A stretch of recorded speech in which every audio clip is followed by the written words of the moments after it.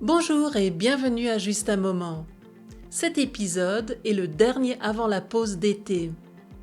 Pour faire passer le temps jusqu'à la reprise de ce podcast, je vous ai préparé un petit cahier de vacances. Je vous en dirai davantage à la fin de cet épisode. Aujourd'hui, je vous emmène à la plage, où l'on peut faire des rencontres pas toujours très agréables ces temps-ci. En ce moment, il est presque impossible d'ignorer les nombreux articles et reportages sur l'invasion des méduses en Méditerranée. Il y a encore quelques années, les méduses apparaissaient en grand nombre tous les 6-7 ans. Ces dernières années, c'est quasiment chaque été qu'elles envahissent les plages des vacances. Les raisons ? Le réchauffement des mers, les courants et la disparition des prédateurs qui se nourrissent de méduses, telles que les tortues marines.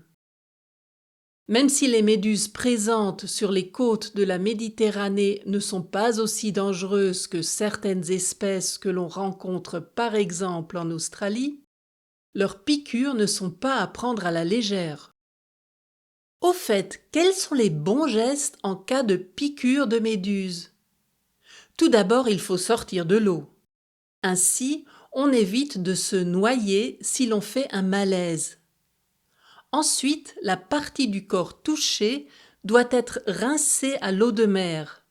Si des restes de filaments collent à la peau, on ne les touche pas, mais on applique une couche de sable humide, la laisse sécher et la retire délicatement avec un objet fin, tel qu'une carte de crédit.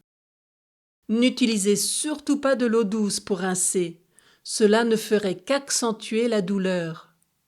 Certains conseillent de rincer la plaie à l'urine, ce n'est pas une bonne idée non plus. Un peu de paracétamol et une crème à base de cortisone peuvent finalement soulager la douleur. Et comme pour les autres brûlures, il vaut mieux après éviter d'exposer la plaie au soleil.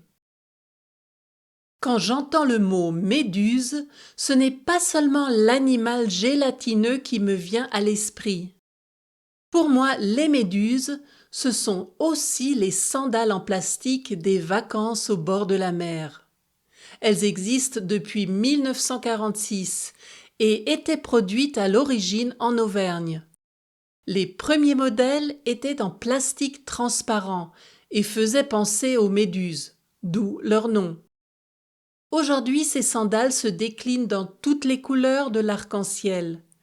Mais la forme et le tressage sur le haut de la chaussure n'ont pas changé depuis ses débuts. C'est incontournable de l'été et porté par toute la famille pour ne pas se blesser les pieds sur les rochers.